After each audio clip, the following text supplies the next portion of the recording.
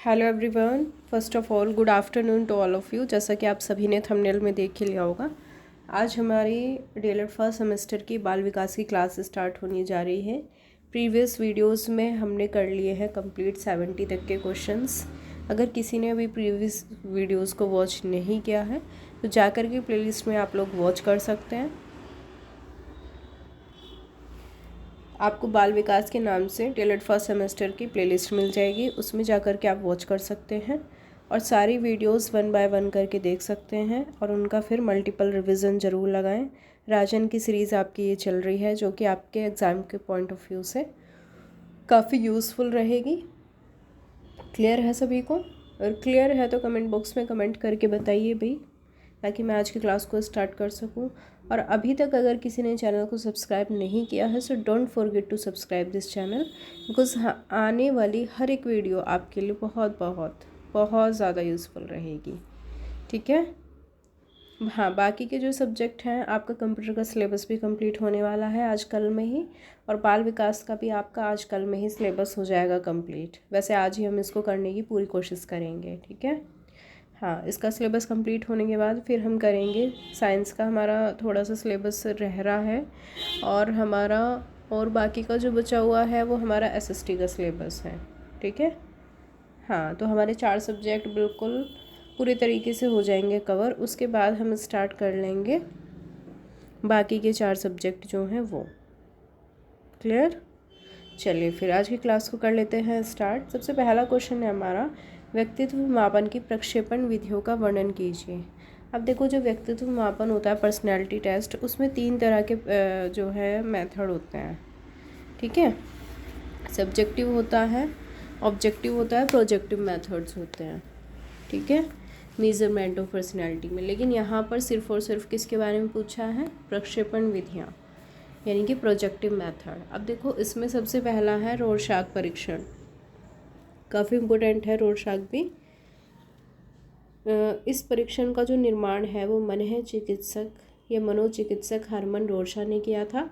इसमें 10 शाही के धब्बों का प्रयोग किया गया था। ये सभी रचना रहित और अस्पष्ट होते थे। इसके आधार पर बालक के व्यक्तित्व का परीक्षण किया जाता था। इसमें क्या होता था, 10 शाही के धब्बे यूज़ करके अलग अलग तरह के, मतलब रचना रहित, ये कह दो कि स्पष्ट कार्ड की तरीके के होते थे। ठीक है? उनको एक जगह बच्चों को लगाना होता था। नेक्स्ट है फिर विषय संप्रत्यक्ष परीक्षण, जिसको हम एक नाम से और जानते हैं, थीमेटिक एप्रिसेप्शन टेस्ट। ठीक है? टेट भी इसको बोला जाता है, TAT। इसका निर्माण किया था 1935 में मॉर्गन और मरे ने। ठीक है? इसको ऑब्जेक्टिव में भी और आपके अतिलघु में भी कई बार पूछा गया है कि जो TAT टेस्ट है ये किसने दिया है। क्लियर? अब इस टेस्ट में देखो होता क्या है, इसमें कुल होते हैं 30 कार्ड होते हैं। ठीक है? और इन कार्डों का यूज़ किया जाता है आयु और लिंग के आधार पर। पूरे परीक्षण को 2 भागों में बांट देते हैं। पूरे परीक्षण में केवल 20 चित्रों का प्रयोग किया जाता है। आगे बढ़ते हैं। नेक्स्ट टेस्ट है हमारा शब्द साहचर्य परीक्षण, जिसको WAT भी बोलते हैं। WAT, word association test. यह विधि व्यक्तित्व निर्माण की पुरानी विधि है। इसमें उद्दीपक और अनुक्रिया के संबंध का मूल्यांकन किया जाता है। क्लियर? अगर क्लियर है तो भाई कमेंट बॉक्स में कमेंट करके आप लोग फीडबैक जरूर दीजिएगा। चलिए आगे बढ़ते हैं। नेक्स्ट क्वेश्चन है हमारा 72। अब देखो, जो आपका सेंट्रल टेंडेंसी वाला पार्ट है उसमें से आपका मीन मीडियन मोड से क्वेश्चन पूछा जाता है। ठीक है? इजी सा ही रहता है और सभी बच्चों ने, मुझे लग रहा है 12th तक किसी न किसी सब्जेक्ट में पढ़ा ज़रूर होगा, है ना? कॉमर्स वाले बच्चों ने तो ऑब्वियसली पढ़ा होगा, मैथ्स वालों ने भी पढ़ा होगा। हाँ हाँ, ये आपका रहता है, छोटे क्लासेस में रहता है। वैसे ये तो है नहीं कि ग्रेजुएशन में आएगा टॉपिक। जिनके पास कॉमर्स रहती है उनके पास आता है ग्रेजुएशन में भी। अब देखो, इसमें क्वेश्चन में पूछा है कि सामान्यकरण की परीक्षा में 8 विद्यार्थियों को निम्नलिखित अंक प्राप्त हुए, तो उनका मध्यमान बताना आपको। तो ये जो अंक प्राप्त हुए हैं, सबसे पहले देख लेते हैं कि ये कितने हैं टोटल। तो ये टोटल हो जाता है 8। तो n की वैल्यू हमारी 8 हो जाती है और इनका जो योग है वो हो जाता है 164। ठीक है? तो जैसे हम एवरेज निकालते हैं ना, अंकों का योग और अपॉन में अंकों की संख्या, तो उसी तरीके से हमारा क्या निकलता है, मध्यमान निकलता है। आगे बढ़ते हैं। नेक्स्ट क्वेश्चन है हमारा 73, सांख्यिकी के महत्व को संक्षेप में लिखिए। अब देखो सांख्यिकी का महत्व क्या क्या है। एक तो राज्य और सार्वजनिक संस्थाओं के लिए है, दूसरा है प्रबंधन और व्यवस्था के लिए, थर्ड है व्यापार वाणिज्य, वाणिज्य होता है कॉमर्स और उद्योग के लिए, बैंक बीमा कंपनी रेलवे प्रशासन के लिए, शिक्षा मनोविज्ञान में छात्रों की रुचि बुद्धि योग्यता उनकी प्रगति का मापन करने के लिए, ठीक है। और सिक्स्थ है फिर चिकित्सा विज्ञान में नई नई औषधियों की खोज, रोग के कारण, रोकथाम के उपाय और उनकी सफलता का अध्ययन किससे किया जाता है, सांख्यिकी मेथड से किया जाता है। आगे बढ़ते हैं। नेक्स्ट क्वेश्चन है हमारा, कल्पना से आप क्या समझते हैं। कल्पना, इमेजिनेशन क्या होता है। कल्पना वैसे तो साधारण लैंग्वेज में सभी को पता है, लेकिन इसमें देख लेते हैं क्या लिखा हुआ है। कल्पना का संबंध अतीत के अनुभवों से होता है। अतीत मतलब जो बीत चुका है टाइम, ठीक है। कल्पना में सदैव नवीनता का तत्व विद्यमान रहता है। जब बालक किसी तत्व की कल्पना करता है तो कुछ नवीनता का अनुभव करता है। सामाजिक संपर्क बढ़ाने के लिए कल्पना की आवश्यकता होती है। बालक कल्पना के द्वारा अपने पूर्व अनुभवों से निष्कर्ष निकालकर जो नवीन सामग्री प्राप्त करता है उसी का फिर क्या करता है, वो पुनर्गठन करता है। कल्पना बालक की रचनात्मक शक्ति का विकास करती है। कल्पना को मानसिक क्रिया कहा गया है। इसमें हम पूर्व अनुभवों के आधार पर किसी नवीन रचना का निर्माण करते हैं। अब कल्पना की परिभाषा दी है डम्बिल ने कि मनोविज्ञान में कल्पना शब्द का प्रयोग सब प्रकार की प्रतिमाओं के निर्माण को व्यक्त करने के लिए किया जाता है। रायबर्ड ने अपनी डेफिनेशन दी है कि कल्पना हमारी प्रतिमाओं को नवीन ढंग से प्रयोग करने की शक्ति है। यह हमको अतीत के अनुभव को किसी ऐसी वस्तु की रचना करने में सहायता देती है जिसका पहले अस्तित्व भी नहीं था। कल्पना मतलब जो चीज़ हम सोच रहे होते हैं, मनगढ़ंत कहानियाँ बुन रहे होते हैं अपनी, या ख्यालों में सोचे रहते हैं कोई चीज़, ठीक है। तो हम क्या करते हैं कि हाँ मुझे आगे जाके ऐसा बनना है या ऐसा करना है, तो हम उन चीज़ों को माइंड में मेकअप कर लेते हैं, है ना, और उसी को हम नए ढंग से प्रस्तुत करते हैं। यही होती है कल्पना। आगे बढ़ते हैं। नेक्स्ट क्वेश्चन है हमारा 75, सीखने में परिपक्वता यानी कि मेच्योरिटी का योगदान क्या है, ठीक है। अगर किसी भी बच्चे को प्रॉब्लम आ रही है लैंग्वेज की, हिंदी में प्रॉब्लम है किसी वर्ड को समझने में, तो आप मुझसे कमेंट बॉक्स में पूछ सकते हैं भाई, लेकिन आपको अपने पेपर में हिंदी लैंग्वेज में ही लिखना है, ठीक है। वो तो मैं बाइलिंगुअली इसलिए समझा देती हूँ आपको, ताकि आपको कोई प्रॉब्लम ना हो और हर बच्चा कनेक्ट कर सके। अब देखो सीखने और परिपक्वता का क्या संबंध है, या सीखने में मैच्योरिटी का योगदान क्या है। देखो सीखना और परिपक्वता आपस में संबंधित हैं। ये दोनों मिलकर बालक के विकास में सहायक होते हैं। ये दोनों एक दूसरे से अत्यंत संबंधित तथा मिले जुले हैं। इनको पृथक मतलब अलग तरीके से देखना कठिन है। परिपक्वता व्यक्ति की स्वाभाविक वृद्धि है। यह विशिष्ट परिस्थिति के अभाव में भी अनवरत रूप से चलती रहती है। बालक की परिस्थितियाँ चाहे कैसी भी क्यों ना हो, उनमें यह अभिवृद्धि अवश्य होती है। बिल्कुल सही बात है। मेच्योरिटी जो लेवल है उसका, जैसे जैसे उसकी आयु बढ़ती है ऐसे ही उसका मेच्योरिटी लेवल बढ़ता जाता है। हमें याद रखना चाहिए कि परिपक्वता एक सत्य है। परिपक्वता सीखने की गति पर प्रभाव डालती है, अतः आवश्यक है कि सीखने की प्रक्रिया में परिपक्वता के स्तर को ध्यान में रखा जाए। किसी क्रिया में अभ्यास जिसका परिपक्वता स्तर प्राप्त नहीं हुआ है प्रभावशाली नहीं होगा। अगर सपोज दैट कोई बच्चा प्रैक्टिस करता है लेकिन उसको अभी मेच्योरिटी लेवल उसका प्राप्त नहीं हुआ है, इतना मैच्योर नहीं है वो, तो क्या होगा, जो उसकी प्रैक्टिस की गई है वो भी उतनी प्रभावशाली नहीं होगी जितना कि मेच्योरिटी लेवल आने पर होगी। आगे बढ़ते हैं। फिर जो बालक शारीरिक और मानसिक परिपक्वता प्राप्त कर चुके हैं वे नवीन सामग्री ग्रहण करने को सदैव तत्पर रहते हैं। उनको नवीन सामग्री सीखने में किसी प्रकार की कठिनाई नहीं होती। यदि छात्र मानसिक और शारीरिक रूप से परिपक्व नहीं है तो उसको सीखने में लगने वाला समय ज़्यादा होगा। बिल्कुल, अगर कोई बच्चा फिज़िकली और मेंटली इमेच्योर है, मैच्योर नहीं है, तो उसको सीखने में ज़्यादा टाइम लगेगा। अब इस संबंध में कॉल सैनिक ने क्या कहा है, इन्होंने कहा है कि परिपक्वता और सीखना पृथक क्रियाएं नहीं हैं, वर्ण एक दूसरे से अविच्छिन्न रूप से संबंध और एक दूसरे पर निर्भर हैं। ठीक है, नेक्स्ट है फिर उपयुक्त विवेचन से स्पष्ट होता है कि परिपक्वता और सीखना दोनों मिलकर व्यक्ति के विकास में सहायता पहुंचाते हैं। आगे बढ़ते हैं। नेक्स्ट क्वेश्चन है आपका, मानसिक थकान से आप क्या समझते हैं? मानसिक थकान क्या होती है? जब आप बहुत देर तक काम करते हैं तो आपका जो माइंड है वो भी क्या हो जाता है, थक जाता है, टायर्ड हो जाता है काफ़ी। तो ये वो अवस्था होती है जब कोई व्यक्ति कार्य नहीं करना चाहता है ना। अब ध्यान का केंद्रीकरण नहीं हो पाता, मतलब उस टाइम पे आप ध्यान भी नहीं उस पर कॉन्सेंट्रेट नहीं कर पाते, और चिंतन और अवबोध की शक्ति मंद पड़ जाती है। अवबोध मतलब समझना, आपकी अंडरस्टैंडिंग पावर भी क्या हो जाएगी, कम पड़ जाएगी। और यही अवस्था क्या कहलाती है, मानसिक थकान।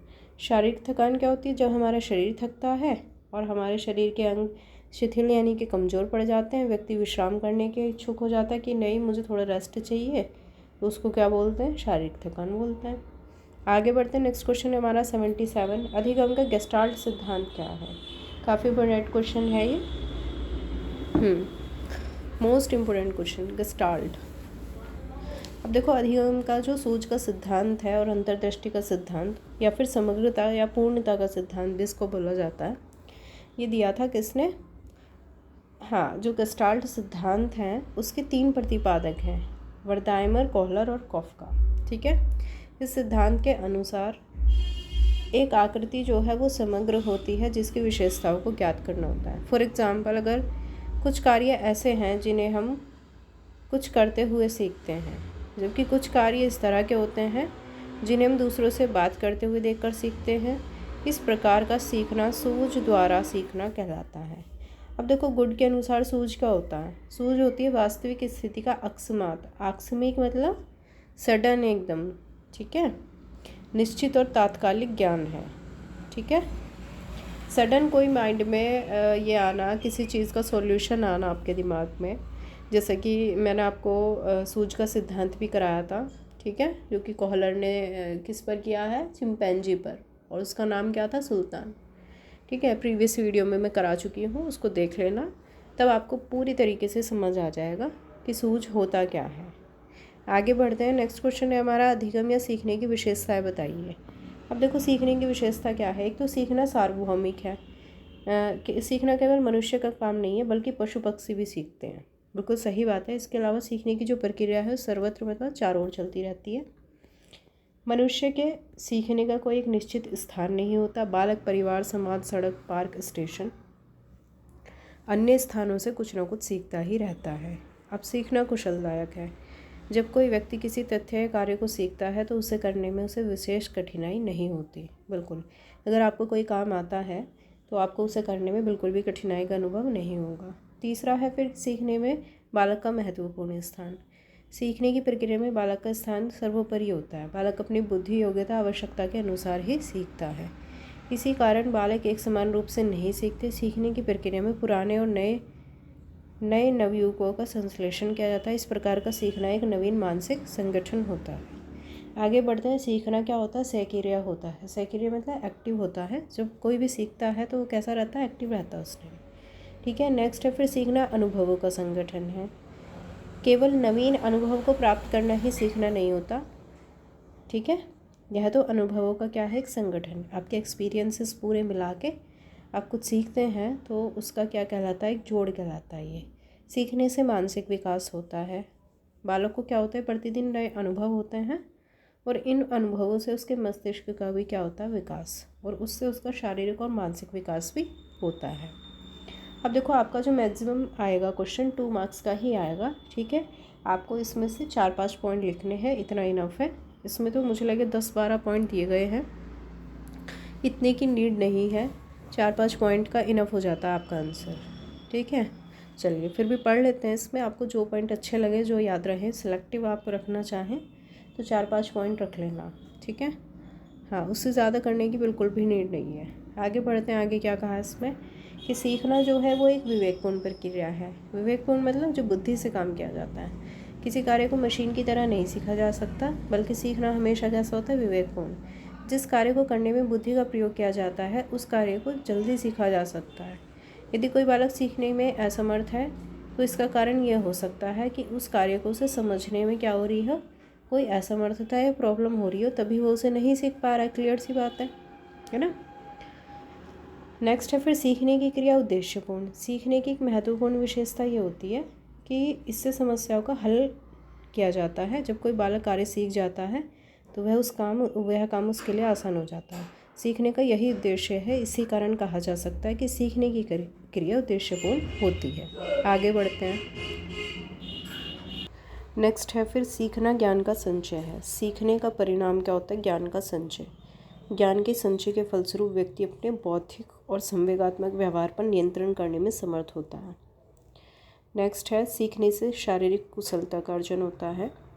देखो कैसे, जैसे चलना है ना, खड़ा होना है, दूध पीना, दौड़ना, ये सब सीखने के ही परिणाम होते हैं। क्लियर है सभी को यहाँ तक? आगे बढ़ते हैं। नेक्स्ट है फिर सीखना वातावरण से उत्पन्न होता है। बिल्कुल सही बात है। बच्चा कुछ चीज़ें वंशानुक्रम से सीखता है तो कुछ वातावरण से। ठीक है, बच्चा वातावरण से अलग रहकर कुछ भी नहीं सीख सकता, ये बिल्कुल सही बात है। व्यक्ति का संपर्क वातावरण में जिस प्रकार के व्यक्तियों से होता है उसी तरह की वो चीज़ें सीखता है। आगे बढ़ते हैं। सीखना संपूर्ण जीवन चलता रहता है। पूरे जीवन ये प्रक्रिया चलती रहती है, हमेशा कभी नहीं रुकती। सीखने वाला व्यक्ति हर जगह से कुछ ना कुछ सीखता ज़रूर है। आगे बढ़ते हैं। सीखना व्यवहार में परिवर्तन है।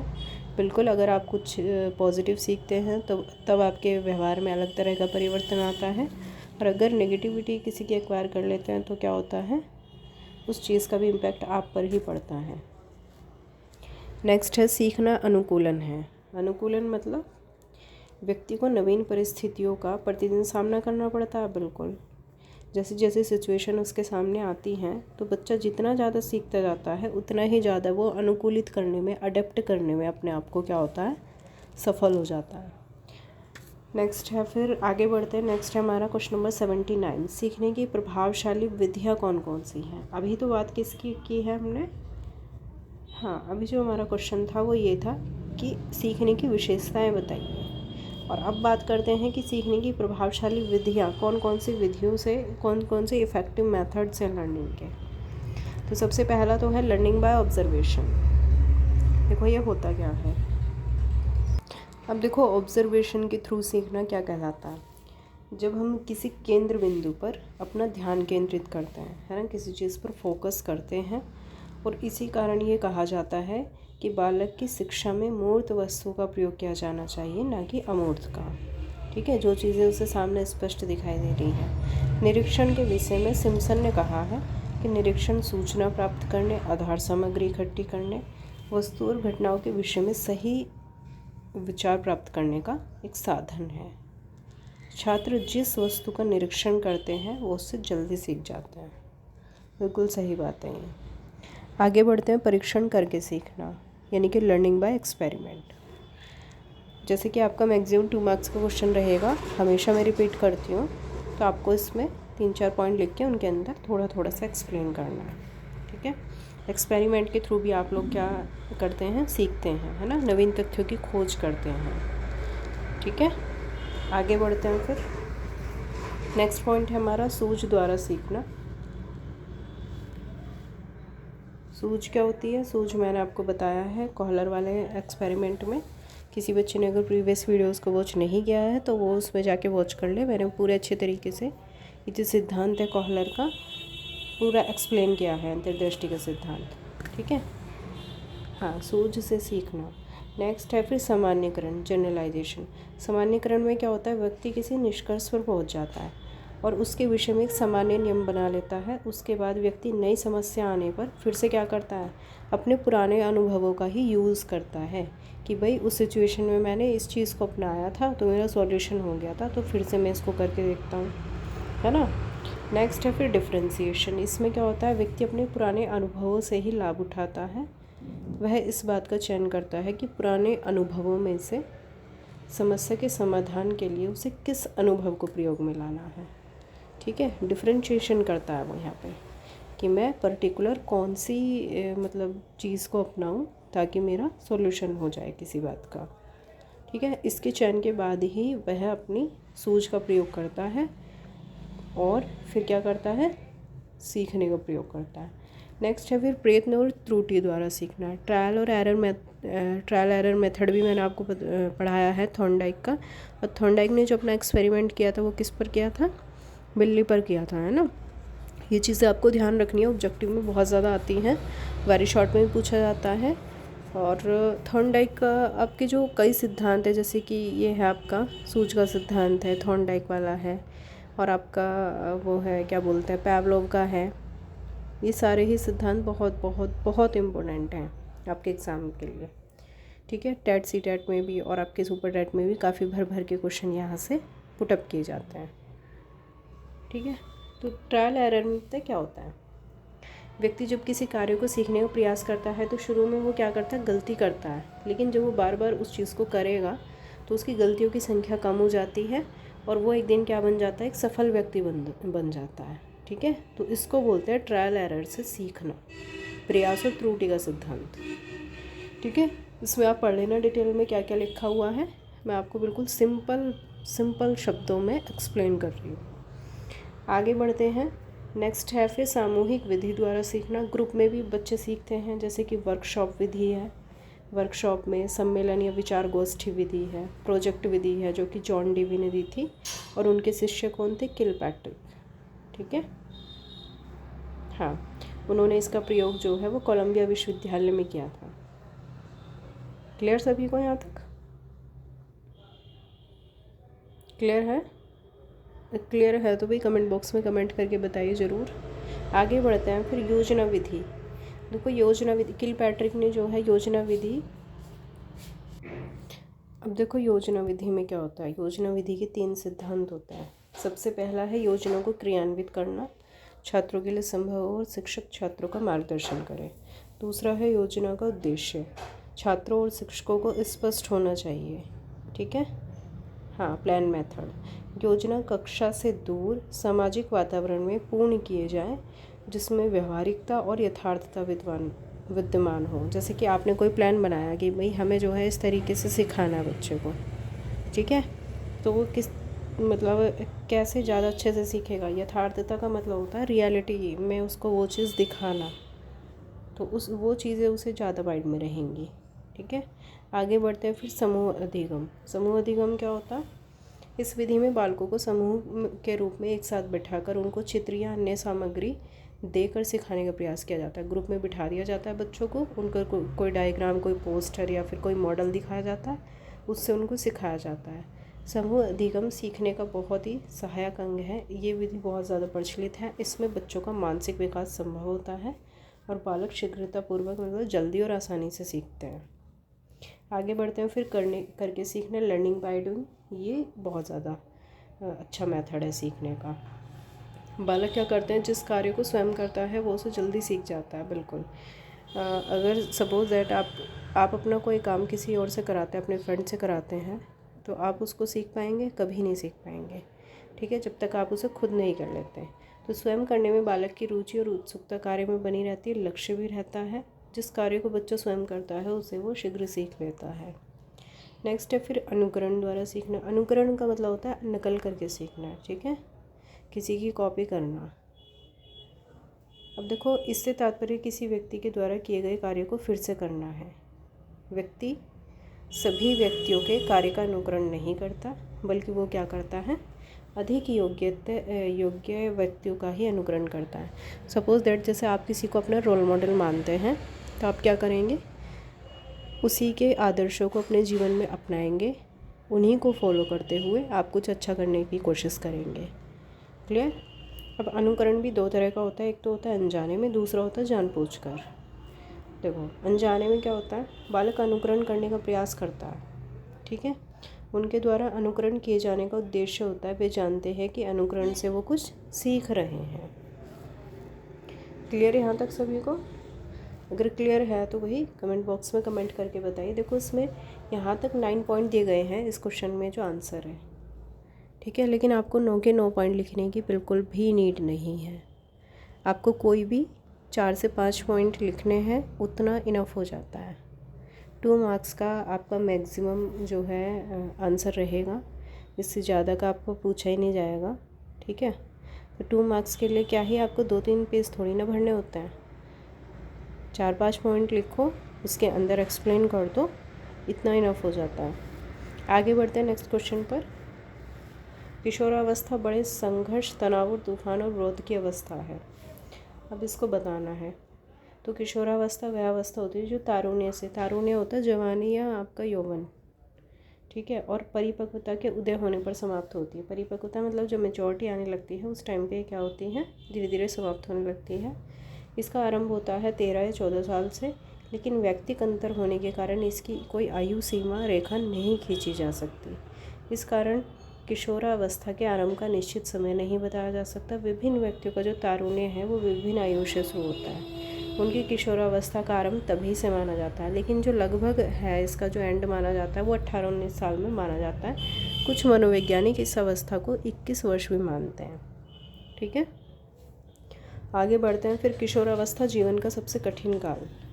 अब देखो, किशोरावस्था वो समय होता है जिसमें विकासशील व्यक्ति बाल्यावस्था से परिपक्वता की ओर बढ़ता है। ये वो अवस्था होती है जिसमें व्यक्ति जो है, बच्चा जो है वो बहुत ज़्यादा अपराध करता है। किशोर ने व्यवहार संबंधी समस्याएं, किशोर के अंदर व्यवहार संबंधी समस्याएं आती हैं। इस कारण वो क्या होता है, विरोधी बन जाता है सबका। किशोरावस्था में उत्पन्न होने वाली काम वासना, जैसे किशोर किशोरी, इसमें क्या होता है, जो लड़का है वो लड़की की तरफ अट्रैक्ट होगा, लड़की जो है वो मतलब कि अपोजिट सेक्स की तरफ क्या होंगे, अट्रैक्ट होंगे बच्चे। क्लियर, आगे बढ़ते हैं। फिर उसके व्यवहार की प्रकृति इसी पर निर्भर करती है। स्टैनली हॉल का जो ये स्टेटमेंट है वेरी वेरी वेरी इंपॉर्टेंट है। टेट में, सी टेट में, आपके स्टेट में भर भर के बिल्कुल क्वेश्चन पूछा जाता है। स्टैनली हॉल का स्टेटमेंट तो आपको बिल्कुल याद होना चाहिए। किशोरावस्था बड़े बल, संघर्ष, तनाव और तूफान और विरोध की अवस्था है। ठीक है, कभी कभी पर्टिकुलर स्टेटमेंट दे दिया जाता है और पूछा जाता है कि बताइए ये कथन किसका है। चलिए आगे बढ़ते हैं। फिर इस अवस्था में क्या होता है, बालक बालिकाओं में क्रांतिकारी परिवर्तन होते हैं। किशोरावस्था जीवन का सबसे कठिन और नाजुक काल कहा जाता है। इस अवस्था में बालक का झुकाव जिस ओर हो जाता है वो उसी तरफ बढ़ता चला जाता है। ठीक है, और इस अवस्था में क्या होता है, किशोरों में आवेग और संवेगों में इतनी परिवर्तनशीलता होती है कि वो प्राय समाज के विरोधी व्यवहार करते हैं और किशोर को समझना बहुत ज़्यादा कठिन हो जाता है। इसमें किशोर किशोरियाँ अपराध की प्रवृत्ति पर अपनी चरम सीमा पर पहुंच जाते हैं। ठीक है, और बालक जो है नशीली वस्तु का सेवन भी यहीं से आरंभ करना शुरू करता है। इस अवस्था में किशोर का शारीरिक विकास भी तेज़ी से होता है। इस अवस्था में क्रोध, घृणा, चिड़चिड़ापन आदि कई भाव दिखाई देते हैं। इससे किशोर को वातावरण से समायोजित करने में कठिनाई होती है और वो बहुत ज़्यादा उद्दंड होता है। बहुत ज़्यादा कैसा हो जाता है बच्चा, उद्दंड का मीनिंग बताइए आप लोग मुझे। देखो कुछ वर्ड ऐसे आते हैं जो बच्चों को नहीं पता रहते। तो उद्दंड का मतलब होता है निडर। ठीक है, किसी से नहीं डरना, इस तरह का हो जाता है उसका व्यक्तित्व। और वो अधिक स्वतंत्रता चाहता है कि बस मैं बिल्कुल फ्री रहूं, आज़ाद रहूं, है ना। ऐसा चाहता है किशोर कि मुझे कोई ना कहे, कोई रोके टोके नहीं, कुछ भी ना कहे मुझे। ठीक, फिर क्या होता है देखो इसमें, और वो स्वतंत्रता प्राप्ति के लिए अवज्ञा। अब देखो अवज्ञा वर्ड क्या होता है, अवज्ञा मतलब अनादर करता है वो सबका। ठीक है, आगे बढ़ते हैं। इस अवस्था में अनेक परिवर्तन आते हैं। अब कौन कौन से परिवर्तन आते हैं, बिग और हंट ने बताया है कि किशोरावस्था की विशेषताओं को सर्वोत्तम प्रकार से व्यक्त करने वाला एक शब्द है परिवर्तन। तो बिग और हंट ने क्या बताया है, किशोरावस्था को किस चीज़ से जोड़ा है, सिर्फ और सिर्फ परिवर्तन से। और वो परिवर्तन जो है शारीरिक, सामाजिक और मनोवैज्ञानिक होते हैं। क्लियर, वैसे आपको इतना बड़ा लिखने की बिल्कुल ज़रूरत नहीं है। वही आपको जो है मैक्सिमम 5 से 6 लाइन का अपना आंसर लिखना है। 2 मार्क्स के लिए इनफ होता है इतना। आगे बढ़ते हैं। किशोरावस्था जीवन का सबसे कठिन काल है। अब इसे कठिन काल क्यों कहा जाता है, ये निम्नलिखित कथन से स्पष्ट हो जाता है। क्योंकि इस अवस्था में बच्चे में बहुत से शारीरिक परिवर्तन होते हैं, उसके हार्मोन्स और ग्रंथियों के स्राव में भी परिवर्तन आता है। साथ ही भावनात्मक और मानसिक परिवर्तन आता है, जिसके साथ वह साधारण रूप से समायोजन नहीं कर पाता। उसकी मानसिक प्रवृत्तियाँ व्यवहार विरोधी कार्यों की ओर अग्रसर हो जाते हैं और उसके व्यवहार में संतुलन स्थापित करने में उसे कठिनाई होती है। इसलिए इसको क्या कहा जाता है, इस काल को, किशोरावस्था को क्या कहा जाता है, जीवन का सबसे कठिन काल माना जाता है। क्लियर है यहाँ तक सभी को भाई? अगर क्लियर है तो कमेंट बॉक्स में कमेंट करके बताइए। अगर आपको क्लास अच्छी लग रही है तो अपने दोस्तों में शेयर कीजिए ताकि सभी की ज़्यादा से ज़्यादा हेल्प हो सके। ठीक है, ये राजन की जो सीरीज़ चल रही है आपके एग्ज़ाम के पॉइंट ऑफ व्यू, हाँ आपके एग्ज़ाम के पॉइंट ऑफ व्यू से काफ़ी ज़्यादा यूज़फुल रहेगी। आप खुद देख लेना जब आप एग्ज़ाम देंगे। ठीक है। और आज हमारा सिलेबस जो है हम कंप्लीट करने जा रहे हैं। देख लेते हैं अभी हम कितने क्वेश्चन हमारे रह रहे हैं। वेट अ सेकेंड, 81 पर हम आ चुके हैं और बस 83 क्वेश्चन पर हमारा आज हो जाएगा सिलेबस कंप्लीट। ठीक है, हाँ तो सिलेबस आपका कंप्लीट हो जाएगा। आपको एक काम करना है, सबसे ज़रूरी, सिर्फ और सिर्फ एक बार पढ़ने से काम नहीं चलता, आपको इसका सैटरडे संडे बार बार रिवीजन लगाना है। ठीक है, ताकि एग्ज़ाम तक आप लोग बिल्कुल भी भूलो नहीं, इसे माइंड में रहेंगी चीज़ें, तभी जाके आप अपने एग्ज़ाम में अच्छी परफॉर्मेंस दे पाएंगे। चलिए फिर क्वेश्चन नंबर नेक्स्ट पर चलते हैं। 81, चिंतन का क्या महत्व है, चिंतन का शिक्षा में क्या महत्व है। अब चिंतन क्या होता है, देखो चिंतन वर्ड जो है होता क्या है, किसी चीज़ पर गौर करना, ध्यान देना, स्मरण करना, ये होता है चिंतन। ठीक है, डीप सोचना किसी बारे में, चिंतन। तो भाषा विकास पर ध्यान, एक तो चिंतन का शिक्षा में ये महत्व है। भाषा जो है चिंतन की आधारशिला है। भाषा के माध्यम से ही जो है व्यक्ति अपने विचारों को क्या करता है, स्पष्ट करता है। भाषा और विचार का आपस में घनिष्ठ संबंध है। पूर्व अनुभवों की स्मृति के लिए उपयुक्त शब्दावली की आवश्यकता होती है। अतः बालकों के शब्द भंडार को बढ़ाने और भाषा विकास के लिए सरस, रोचक और उपयुक्त शिक्षण विधि का प्रयोग करना चाहिए। आगे बढ़ते हैं नेक्स्ट, रटने की आदत दूर। जिन बच्चों में रटने की आदत पड़ जाती है वो चिंतन नहीं करते, बिल्कुल। वो बच्चे जो है ना तो गौर से किसी चीज़ को सुनते हैं ना समझते हैं, वो क्या करते हैं, सिर्फ और सिर्फ रटने की आदत उनको होती है, रटते जाते हैं चीज़ों को। ठीक है, बल्कि क्या होता है, हमेशा जिन चीज़ों को आप समझते हैं कंपेयर टू रटने वाली चीज़ें, समझने वाली चीज़ें आपको ज़्यादा याद रहती हैं।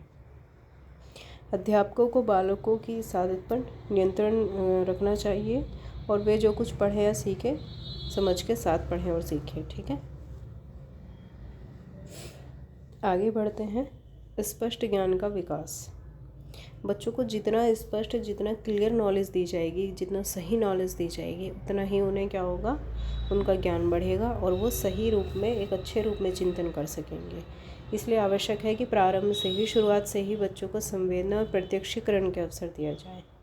उनमें विभिन्न संप्रत्ति होते हैं, कॉन्सेप्ट का स्पष्ट ज्ञान कराया जाए और ज्ञान के निरंतर प्रयोग से ज्ञान स्पष्ट और स्थायी हो जाता है।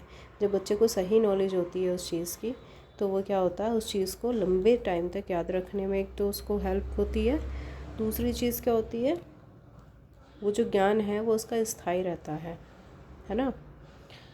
आगे बढ़ते हैं। नेक्स्ट क्वेश्चन हमारा 82, मानसिक विकास के विभिन्न पक्षों के नाम बताने हैं।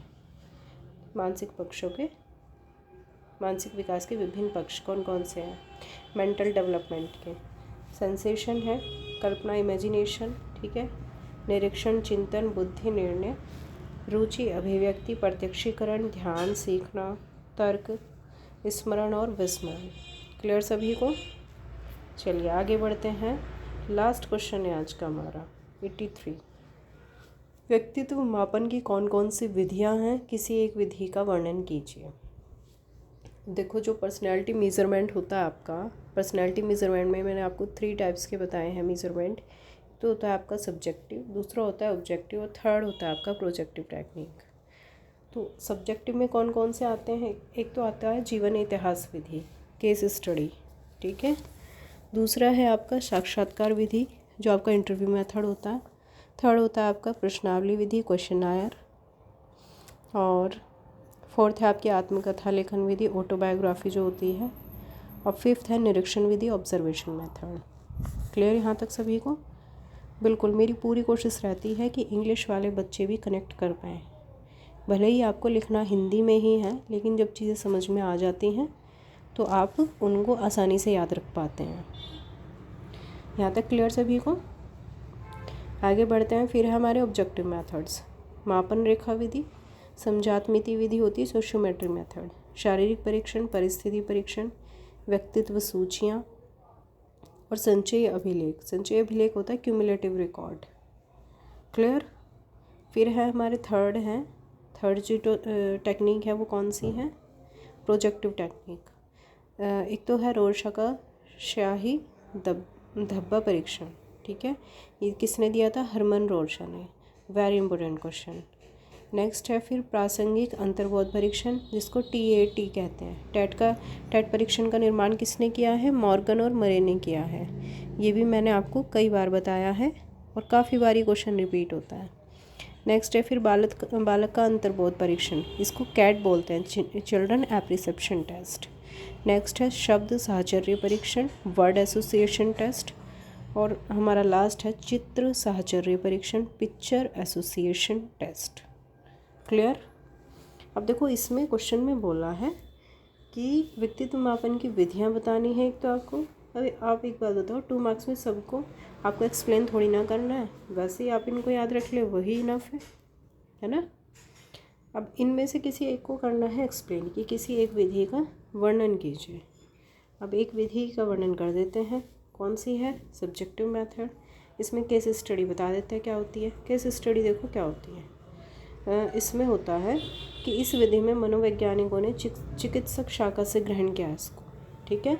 इस विधि में मनोवैज्ञानिक किसी व्यक्ति के व्यवहार को समझने के लिए उसकी माँ के गर्भ के धारण से, जब वो गर्भ धारण करता है उस टाइम से लेके उसका इतिहास, उसकी हिस्ट्री तैयार करते हैं, उसके विषय, उसके बारे में विभिन्न माध्यमों से सूचनाएं इकट्ठी करके किसी निष्कर्ष पर पहुंचते हैं। और 3 तरह की सूचनाएं वो इकट्ठी करते हैं। एक तो प्रारंभिक सूचनाएं, दूसरी होती है उसका बीता हुआ इतिहास, और थर्ड होती है कि उसकी वर्तमान अवस्था क्या है। तो जो इस तरह की सूचनाएं एकत्र करने में बहुत सारी विधि, प्रविधि, साक्षात्कार और प्रश्नावलियों का यूज़ किया जाता है। क्लियर सभी को? चलिए फिर आज हमारा हो जाता है CTP का आपका सिलेबस कंप्लीट यहाँ पर, ठीक है। तो लाइक ज़रूर कर देना भाई अगर आपको क्लास अच्छी लग रही है, और दोस्तों में ज़रूर शेयर कर देना, ठीक है। और सब्सक्राइब भी कर लो। आने वाली जो आपकी और सब्जेक्ट की क्लासेस रहेंगी उनकी नोटिफिकेशन आपको टाइमली तभी मिल पाएगी, तब आप लोग सब्सक्राइब कर लेंगे। क्लियर? तो आज हमारा हो जाता है बाल विकास का सिलेबस यहाँ पर हो जाता है बिल्कुल कंप्लीट, ठीक है। आगे भी मैं आपको बता दूँगी प्रीवियस जो आपके पेपर हैं, ठीक है, पिछले कुछ सालों के जो पेपर हैं वो मैं आपके साथ डिस्कशन करूँगी। उसके बारे में आपको एक आइडिया लगेगा कि किस तरीके से जो है आपके क्वेश्चन पुटअप किए जाते हैं। वैसे तो मैंने जितना भी आपको पढ़ाया है इसमें जो राजन की सीरीज़ है आपकी, वो आपके एग्ज़ाम के पॉइंट ऑफ व्यू से बहुत बहुत बहुत ज़्यादा इम्पोर्टेंट है। इसको तो आपको करना ही करना है बिल्कुल। 90+ से भी ज़्यादा स्कोर आपका यहीं से होगा। चलिए फिर मिलते हैं भाई नेक्स्ट क्लास में, ठीक है, प्रीवियस ईयर पेपर के साथ। तब तक के लिए have a good day, bye bye, thank you so much. और सभी बच्चे रिवीजन ज़रूर करना, मल्टीपल रिवीजन ज़रूर लगाना। ये सिलेबस आपका हो गया है कंप्लीट, ठीक है भाई। हाँ, कुछ और इंटरेस्टिंग फैक्ट्स के साथ मिलेंगे। और अगर मुझे लगेगा कि कुछ जगह पर फैक्चुअल नोट्स आपको देने की ज़रूरत है तो मैं शॉर्ट्स में अपलोड कर दूँगी। सब्सक्राइब ज़रूर कर लेना, आपको तभी वो चीज़ें जो है अवेलेबल होंगी। चलिए मिलते हैं नेक्स्ट क्लास में, तब तक के लिए have a good day, bye bye, thank you so much, take care.